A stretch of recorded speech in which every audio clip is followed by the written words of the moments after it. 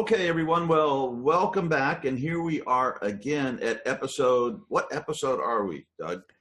Yeah, I'm not even sure at this point. Oh, 40 something. Yeah, 40 something of the journey of integral recovery. And we have a super cool guest today that I've known for, it's been quite a while, Scott. It must be 10 years. But anyway, Scott Kiloby, who is, I'll let you talk about, your program that you have and what you're doing, but he is a teacher of not only recovery, but non-dual recovery. How freaking cool is that? And I just think, Scott, over the years, I've known you and seeing you teach and in our conversations, you're so clear about it. You're just right there. You're obviously coming from a place that you understand what you're talking about. And you have this ego that's just totally not involved with yourself. So a lot of times you get, gurus and teachers and blah, blah, blah, and they have, it's just an awful thing. And you're just so, I won't say humble, but it's like some blend thereof that you're just really present and beautiful. And I feel totally safe when you teach about this. So I just wanted to put that out there. So Scott, tell us, first of all, what the hell does non-dual mean? And everybody talks about it, but maybe there's some of our listeners who really, are not quite sure what that means. Well, I mean, I guess you could, that's a loaded question right off the bat. I was at a conference once and there was a bunch of non-dual teachers. Tammy Simon was actually interviewing them, and she was going around the room to ask each one of them what non-dual recognition was. And she would put the microphone up to them and they would just sit there and without uttering a word. And she got frustrated by the end. Scott, don't go zen on us. Huh? It's too late. It's too late. But if I were to put words to it, essentially it's a state of consciousness in which the sense of separation of self and other begins to break down to where there's a more sense of a felt sense of oneness, which is very, very liberating and also brings many challenges because it's sort of, as you recognize that non-dual awareness, that's the foundation of your experience, lots of stuff that you have been hiding from yourself kind of comes to the light. But that's really both the good news and the kind of bad news for people, is because what I like about non-dual recovery is recognizing that basic non-dual awareness as the foundation really does bring everything eventually to the surface. And that's really what recovery for me has to be about. It has to be about bringing these things that are driving us to compulsive behaviors and activities to the surface so we can examine what's behind it all. So that's, yeah, it's great. It's hard to define. It's more experiential, as you know, than anything, but that's a good start. Yeah. Thank you. And anybody else have any questions or comments at this point? I'd love to hear you talk into it more. I love sitting and listening to Scott and taking it in. So, yeah, we were at the conference and I was in the front row, but you had a lousy sound system. So I was like, I couldn't hear it, and the bad thing about teachers, when it really sacred, they talk like this. And I was with Diane Hamilton one time. I said, I'm going to have to sit in your lap if I'm going to get this, or you're going to have to speak up. So anyway, yeah, I wasn't able to follow everything you were saying, but I just went inside and sat with the energy that was going on. So Scott, so you say this is an essential part of recovery, especially the recovery that you're doing, and also of integral recovery. If you guys have read the book and listened to the discussions that we have here. So how do you say I'm a young man, 30 years old, and I come to you and I've just had this really rough run with drugs, alcohol, cocaine, cigarettes, marijuana, whatever. And I show up and I'm in a pretty sorry state, just beginning to, clean up, detox physically. What do you do? How do you get us to the point where we begin to understand the deepest nature of ourselves is where we touch into that non-dual reality? Right. So, we wouldn't do it at the detox phase. There's certain practical concerns and medical things that have to be taken care of at that stage, but we can use mindfulness, which is sort of part of the non-dual awareness to reduce withdrawal, along with medication, to reduce symptoms of withdrawal. And then we just sort of stabilize the person. There's lots of practical concerns, in early recovery in terms of just reorienting yourself to a sober and clean life that we have to deal with just basic everyday stuff. But as the person settles into the program, we start talking to them about just in terms of integral theory, the first quadrant, interior awareness, because we focus there. Obviously, they're all connected. Obviously, you can't just focus on one without touching the others, but our focus is in that quadrant. And so it's starting to talk to them about what is that's driving the compulsive behavior. And you could get into a conversation about, there's genetics involved, there's early social environment, developmental, ego development. But the way that we talk about it is to try to relate to people's actual experience, which they know that they've come with. There's this great article from Canada. Sometimes the Canadians are ahead of us in a way, about languaging things. And even though you can talk about addiction as a disease, what I like talking about it as, this article talked about it as, is it's often a response to trauma, or it's a response to something that happened to us or how we're feeling. That's how we learned how to take care of what happened to us. So we're trying to, in the early stages, we're teaching people about how to see addiction as a response rather than so much as a disease, although you can talk about it in that narrative. But if they talk about it in terms of response, there's less stigma involved, and they start to focus on, okay, so I'm doing this for reasons that I want to discover what those reasons are. And we kind of, we find patterns. We find if there's trauma involved, the drugs and alcohol are a way to respond to the trauma. The shame is tied into it, the shame of being addicted, the shame of hiding, the shame of lying, and the destruction that it's caused, really dealing with that as a driver, because we found that shame really is a driver. The more people feel ashamed about themselves, they tend to kind of continue in the same loop. So we're dealing with these little pillars here, if you will. And then obviously the sense of self, like who they take themselves to be. And there's lots of eddies, nooks and crannies to that. Just one is just simple deficiency stories, like I'm not good enough, I'm worthless, which are often tied to trauma and shame. We're trying to get them to see that there are driving elements behind this behavior, and it's a way to behavior is a way to respond. So as we begin to unhook them from the traumatic events and the emotions and sensations and thoughts related to that, and to the shame and to the self-esteem issues, they start being able to abide in that presence more and more. And then we're just helping them stabilize in that while not bypassing anything. It's always a game of making sure that what are we not including in this work, and where is the behavior going in certain directions that are pre-relapse, and then how can we get at what's driving that? So it's quite it's almost like surgery on the interior level. I mean, in a way, because we're really looking at what is it that you believe? What is it that you're carrying around? What are you running from?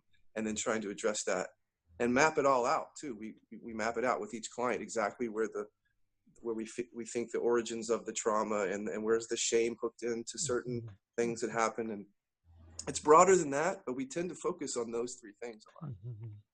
Yeah, I was just going to go back to the reason when we talk about a disease, primarily to get the frickin' insurance companies to cough up, right? If something is a disease, they have to pay. Oh, yeah. And insurance companies make money, and I'm sorry if I'm stepping on any toes, not by helping people and paying for treatment by keeping all the money, all they can. So that's been a difficulty. And also when you realize you have a disease, and it's kind of, oh, I have a disease, maybe you take care of sick people, man, you need help. And there's some beneficial things there. On the other hand, there's the shame. Oh, I'm sick, I have a disease and everything. The foundation, Alcoholics Anonymous. I mean, why the hell does it need to be anonymous if it's not something bad, right? Yeah. To be ashamed of. So it's kind of built into the source code of the modern recovery movement. And I'll desist for my brethren here to see if you have any comments or questions. Yeah, anybody else? Yeah, I really appreciate the surge, almost like you said, the surgical precision with which you approach the work that you do, Scott. It's very impressive to me. I'm reflecting as I'm listening to you that much of my work in treatment centers in the last couple of years has been focused around the entry point being shame and stigma, just starting right with that so that we bring that into the room. And it sets a different tone. In other words, I'm not approaching the addiction as a thing, or like you're suggesting, John, as a disease that insurance will reimburse, but almost stepping back from that and looking at just the human element of what it feels like to be sitting here right now. Having said that, when I listen to you, I take notes, Scott, because I feel like there's a real clear articulation that you've articulated over all of the years of your work, and also a real clear intentionality that I'm continuing to kind of absorb. I've been reading your books since I met you just, a couple of months ago, and really taking it in and finding my own kind of way with it, my own voice with it. But I'd love to hear more. I really mean it. I'm just taking notes. I really resonate with the message that you're bringing, Scott. Well, thank you very much. There's so many different places we could go, but when you brought up stigma, something that we've really been developing at the Kiloby Center is to understand. And John, you can, and both of you can appreciate this, the shadow work process that Ken Wilber and you guys have all, I still use, and it's very much a process that's integrated here. And the way that we've been using in terms of, this is a kind of an interesting part of our model, which I'd like to talk a little bit about, is dealing with external pressure. Because what we find is a lot of people come into treatment because they feel condemned by the people around them and by themselves. And there's a lot of shame in that. And so they get here and, it's like they don't even know why they're here or if they want to recover, many of them. And so what we do is we release that external pressure. So there's a lot of conditioning that comes that they're just responding to this pressure to be something different. They've done it. They've responded to it all their life, even before drugs. The parents had expectations that you should be this, you should be that. And so they just feel that all their life. So what we're trying to do at the treatment center is to lift the hammer of that oppression off of them, like so that we as a staff don't do that to them, and we start to treat them with unconditional love and really try to nurture their own freedom instead of trying to force it onto them. But part of it, you have to get creative, and one of the creative ways is through the shadow process of re-owning that external pressure and really owning that I judge myself, that I'm ashamed of myself, regardless of what other people say, or that I'm pressuring myself. And all that shame and pressure and all of the stuff that we internalize becomes, I think, part of the preoccupation of addiction. When you talk about 3 stages of addiction, I mean, what does it mean to be preoccupied with something? It's not just like that I'm getting high every time or that I want to avoid withdrawal. It's that at that point, my entire mind is preoccupied with the entire subject of addiction and who I am in that addiction and how others view me in addiction. So we want to relieve the pressure of that thinking so that they re-own everything on their own side, and then they can discover what it is that they want. And frankly, some people decide that they don't want treatment at that point. Yeah, for sure. Yeah, for sure. And so we say, well, so if that's what you want, then go do that. I mean, we try to intervene and try to educate, but ultimately, but many people, when that external pressure falls away, they finally have to sit with this question of, why am I here? And what is it that I want now that I've relieved that repression barrier? And then then we start talking to them and getting them really juiced up, like, well, look, these are the reasons that you're using things. And that if we can look at these things underneath there, it's not just that you'll eventually lose that desire to use, but that you'll find greater states of peace and freedom. This is not even ultimately about just being abstinent or being someone in recovery. It's about transformation, but so if we can hook them after the pressure gets relieved, if we can hook them to become interested and to light the fire within them, those are the folks obviously that do better. But it runs the full gamut, obviously, of people that come into treatment. Yeah, and I sent an article to Bob and Doug, that I read, and it was basically, what good things happen when you stop drinking? It's like, you lose weight, you don't feel like crap every morning. It's like it goes down this whole list, and it's like, oh yeah, so you do the kind of the motivational interview thing. It's like, what's good about it? Well, I love the flavor, I love the juice, I love the burn, I love the losing myself for a moment. Oh yeah, and I saw an interview with Eric Clapton, who's also in recovery, but he was talking about this blues album he was making. It's one called From the Cradle, I believe, and he had this beautiful thing. He says, when I play this, I just lose myself. I just lose myself, and it's so good. I need that. I need to lose this whole structure sometimes, and I think that's one of the benefits that we pursue. I think sometimes with drugs and alcohol and these substances is to lose that burden of self that is so painful upon us. And then sometimes in this deep practice, we get those moments too, where the self goes away and we find out we're something much greater, much larger, much more connected, and we can bring that back to the small self, and it's like, it's okay. It's okay, you know, because what you really are at the deepest level is really, really good. And at that point, I don't know, healing can happen. We have a larger context to hold all our suffering in, and not only our suffering of the whole world, everyone, and we can begin to Beautiful. more Beautiful. And I love how you said that what we are at the foundation is very good, because if you don't ultimately offer somebody something more than their drugs or alcohol offers, then you lose. Yeah, why not?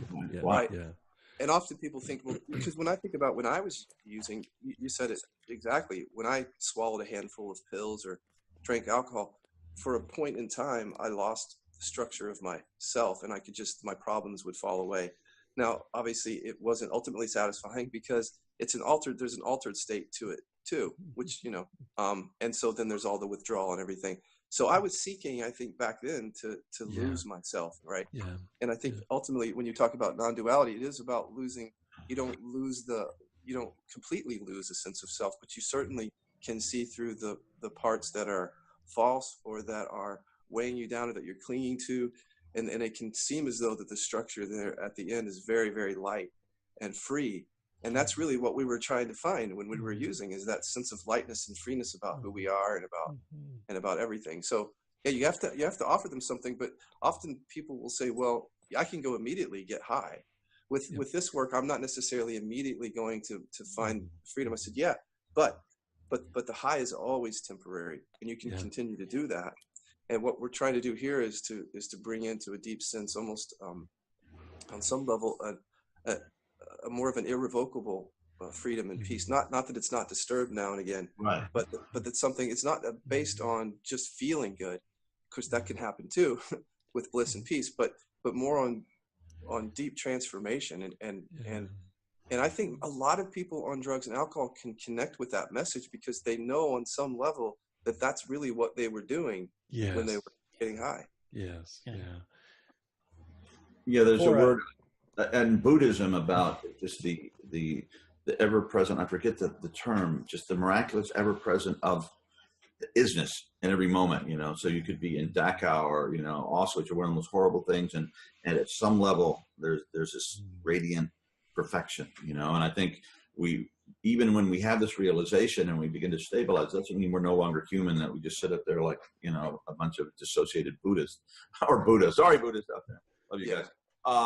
But you actually feel your feelings more deeply, but you have your new relationship with what it means to grieve, what it means to be happy, what it means to be horny, what it means to be this, that, or whatever states arise. They come and they go, and they're not ultimately true. But when you can hold them in this deeper context, then these states can become tools, and they become friends, and they become teachers, and they become gifts that we can work with our relative small self, but in the holding context of this deeper knowledge of who and what we really are at the deepest level. I mean, that's it. Just working, exactly like you said, working with the small self, which is how we use our inquiries, to work with the small self. And then having that non-dual awareness as the all-pervading context for it. And I don't want to speak as if, people are realizing that in the first couple of weeks of recovery, because there's a process to this. Right. But absolutely, you said something else that really moved me, but I can't remember what it was. I want to hear from Doug. Doug, you had a thought. Yeah, I did. I was actually going to ask about what we're talking into now. I guess that is that non-duality is both the simplest thing in the world, because it's always already there, and also can be quite difficult for some people to realize sometimes, especially those who are early in the recovery process. Just as a quick review to some of our listeners who are in the process of still learning integral theory, Ken Wilber discusses the states of consciousness as they relate to meditative states as the gross body, the subtle body, the causal state, the witnessing state, and then non-dual as the fifth state. So it's, a fairly advanced and challenging place for some people to get, even though it is simultaneously the simplest of all. I wonder, Scott, and wanted to ask you about the way you work with people as you progress this. As you mentioned, it can be, it can take some work to be able to get to that place that is always already there. And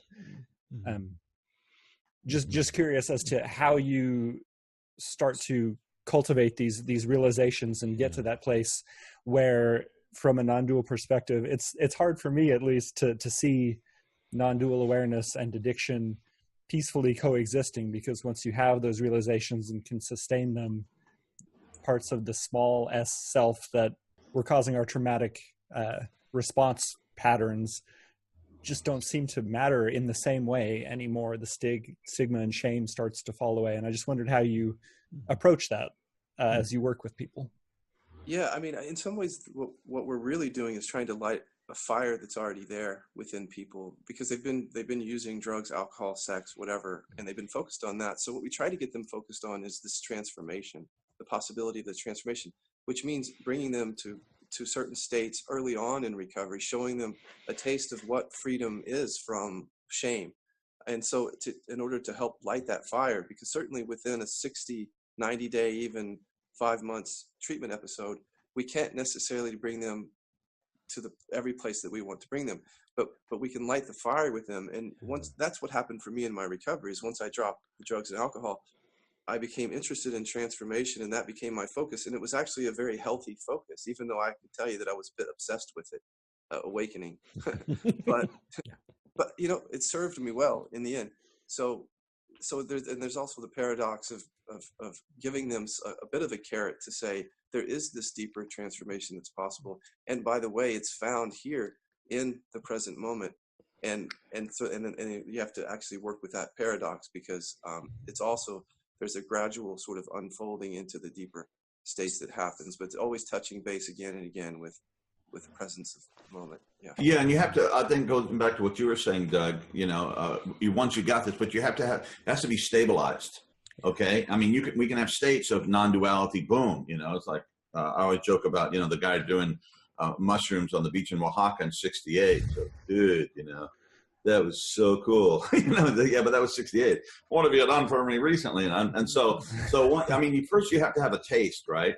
And I think that goes, the Zen ox herding photo pictures, right, you know, how the whole story of it waking up and all this stuff. So you find like there is an ox, and you find your ego. Anyway, you get to it, and finally you can stabilize this awareness. So you have to keep working on it, you know, and so that it becomes, I think Ken talked about, it's like language. You know, once you got language, right, unless you have brain disease or, you know, you get hurt or something like that, and you could be on a desert island when you haven't had to talk to anything but, you know, the monkeys in the trees for 10 years. And when they come to rescue you, it's going to be a little bit awkward talking, you know, to another human being, but you have language. And so when you get this stuff embedded finally through practice, through work, through the discipline of the interior contemplative work, then it's like it's there when we need it, you know, and you might not completely be consciously aware of it every moment, but it's just a head nod away. It's right there that can be kicked into the filter which you're understanding reality to, if that makes any sense to anybody but me. Yeah, it totally does. And Doug, to also answer your question, like sometimes in the early recovery when we're working with people, a lot of it is just to teach them how to come down into the body and feel in a way that isn't overwhelming anymore, so they're actually feeling and not bypassing all the stuff that they've been. So there's a lot of training that goes on but people are often very grateful just to know that they can, for example, if they had a friend die of an overdose, you know, 5 years ago, that they can come and finally grieve openly and presently through the body without having to, because people tend to grieve by focusing up here a lot. So to bring it down to the body, but not just with grief, with shame, with anger, bringing the anger up. So that's what a lot of the early work is before we even get to kind of the non-dual part, is teaching them how to be there, because I think that's what ends up helping to ground people as they do recognize that greater state of awareness. You're grounded the more that you're connecting to the very human emotions that you've been running from. So a lot of it is training on that level. Awesome. You touched on it a little bit, Scott, but I'm always interested. What's your story? You know, how did you come to be Scott Kiloby, and you know, teacher of non-duality, a teacher of recovery, and running your own treatment program? And you know, there's a story there, and I'd love to hear, you know, whatever, you know, as much attention or as much time you want to take. Yeah, middle class family, and grew up in Indiana. Dad was a hardware store owner, kind of like the mayor of the town in a way. Everybody loved him, everybody knew him. So I was well known in the community for, you know, growing up. But but I feel like I was born like a seeker.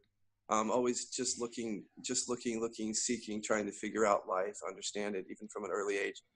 In 6th grade, I was bullied very badly for what I know now of I was gay, and they knew it.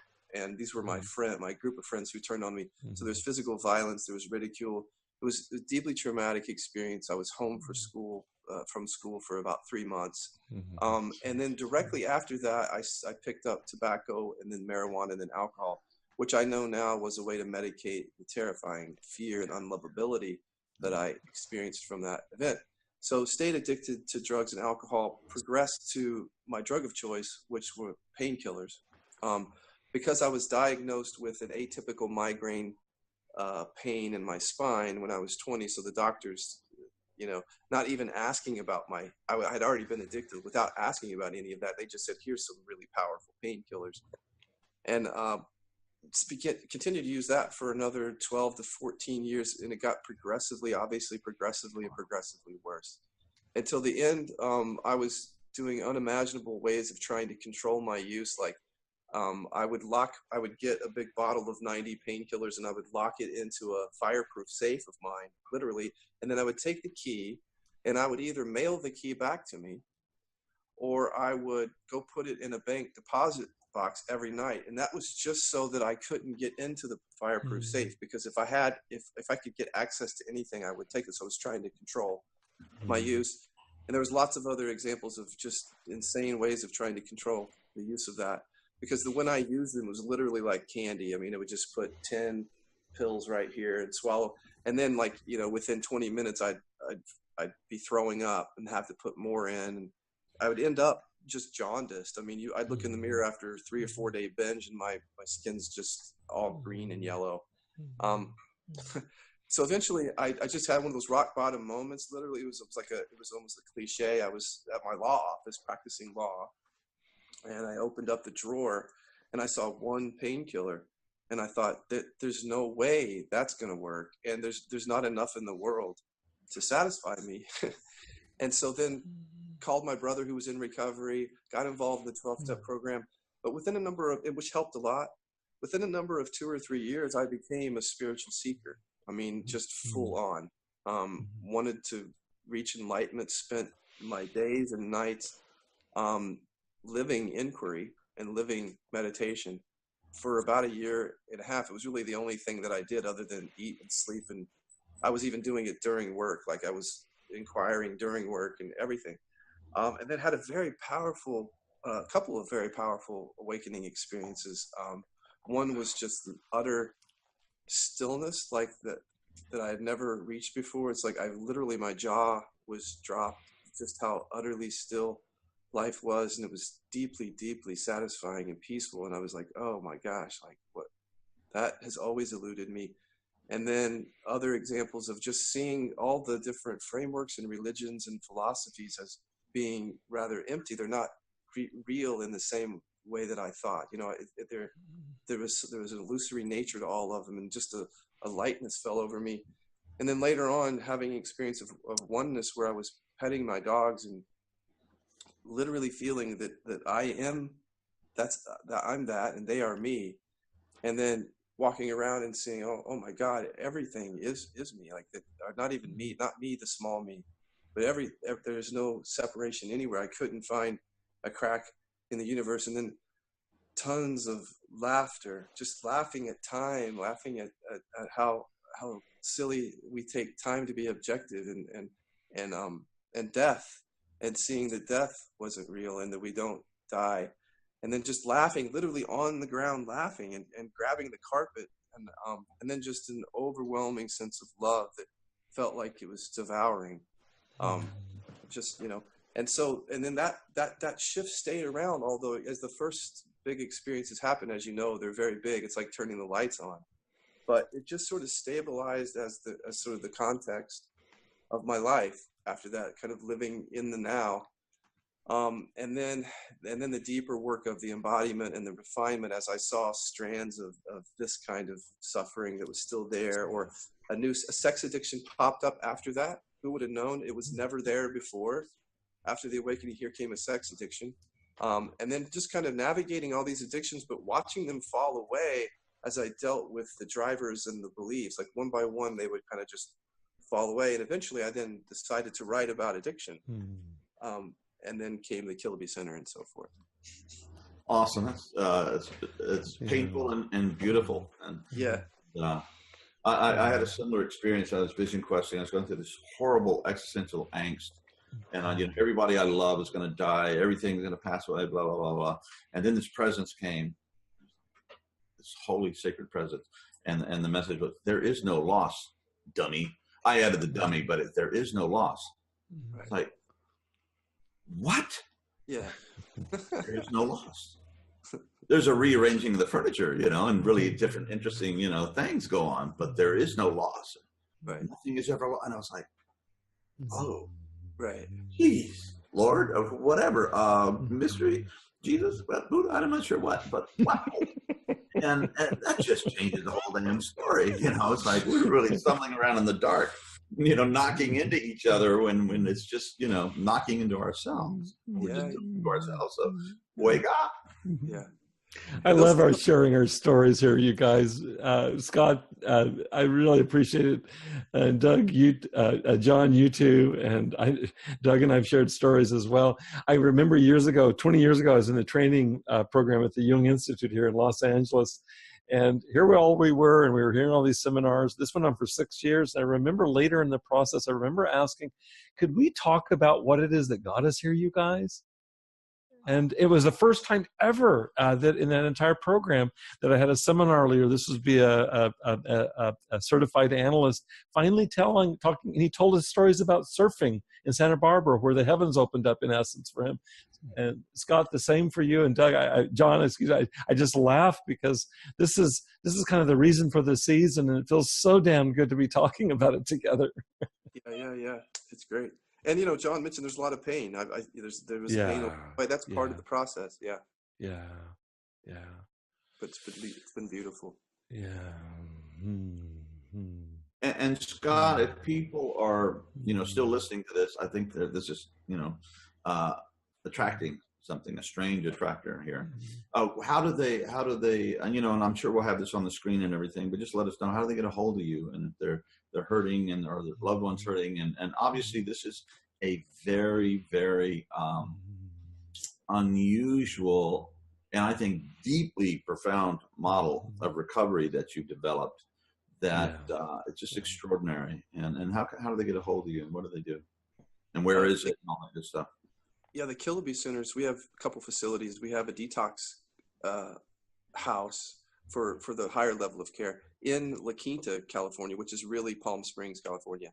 And then the Kiloby Center for Recovery is the main facility, and it's also very near Palm Springs. So they can reach that by going to killabycenter.com, KILOBY center.com.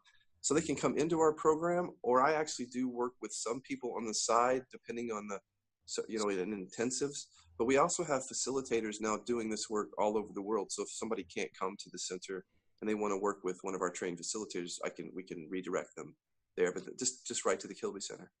Is it a residential place? I mean, you have a place they come and stay? Yeah. It's really all levels of care: detox, residential, intensive outpatient. Yeah. I mean, you've been in the business, John. You know.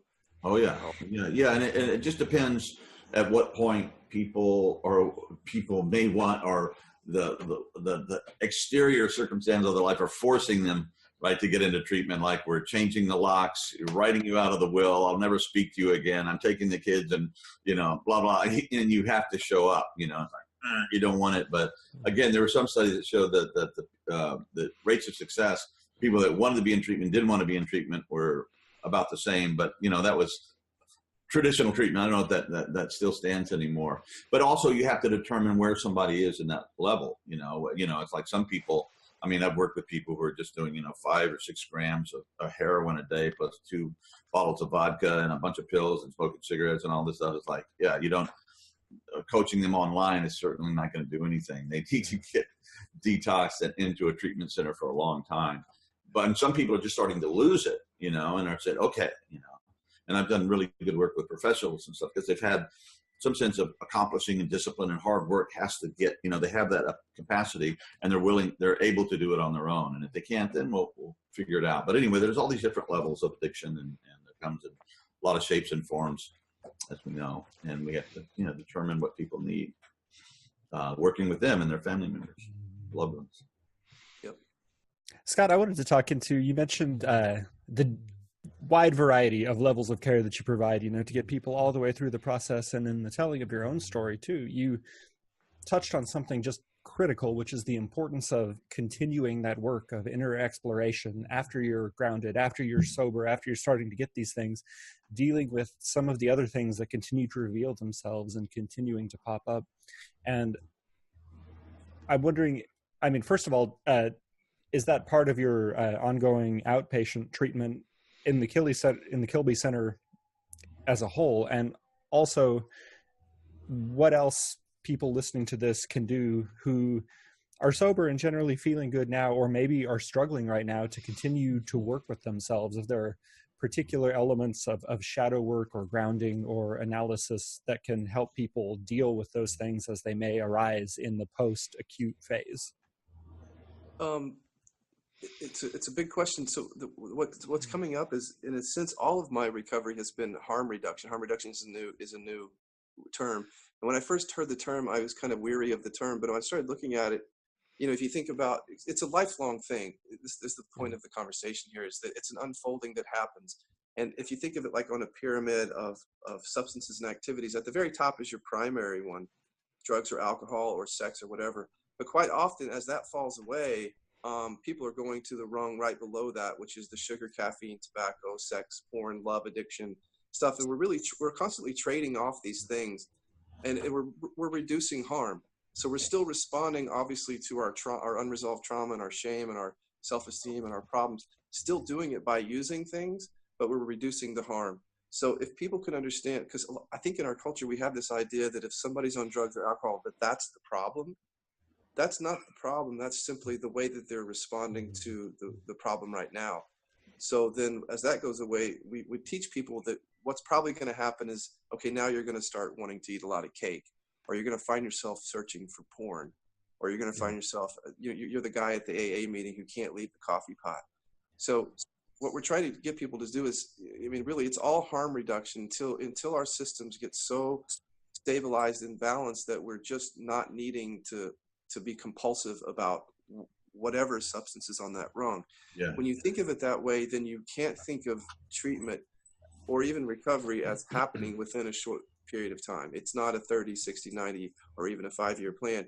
It's to what extent are you still using something compulsively in order to cope with these things? And so if people understand that, then they understand that we're just lighting the fire for them to continue exploring and uncovering the drivers and letting other addictions fall away after. And then they understand it as a lifelong unfolding, and it doesn't feel like a sentence so much if they're really engaged. It feels like they're really interested in discovering what's going on with them throughout, because that's the best way to recovery, is if you're interested in your own recovery, if you're juiced about it, that goes so far.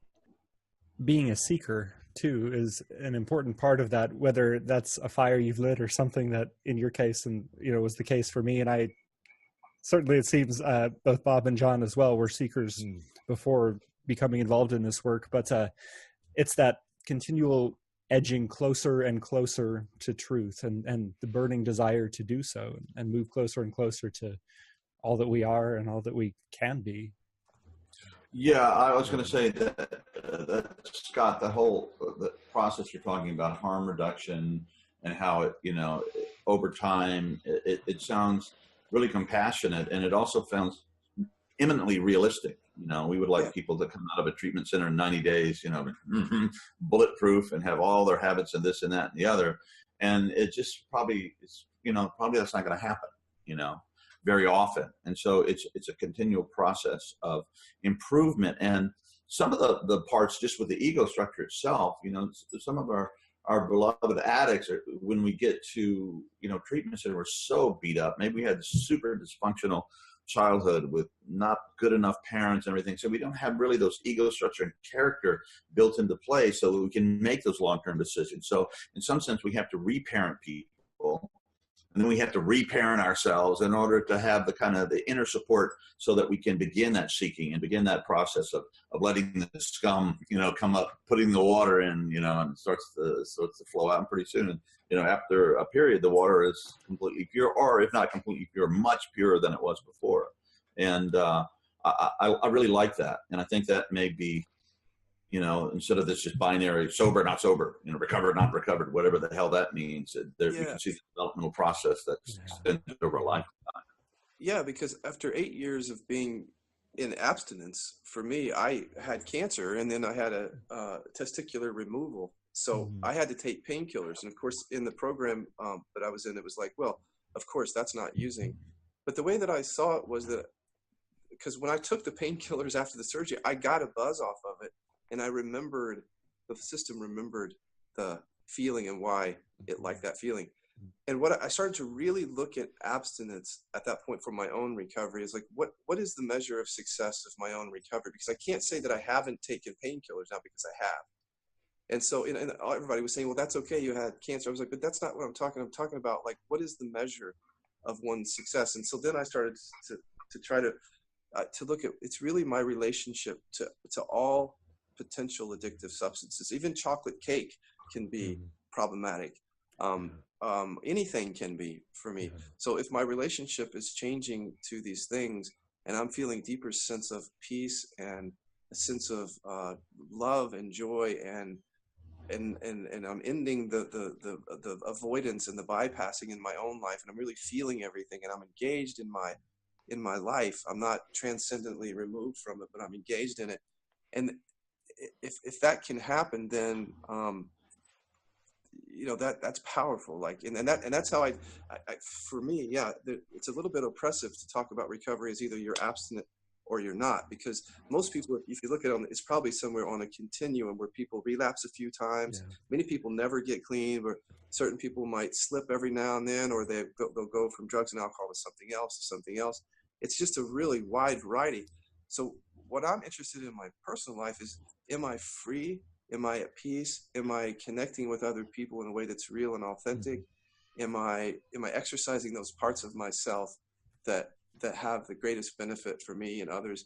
And if that's happening, that's recovery, right? And I'm relating differently to everything, to my world, to all substances, to everything.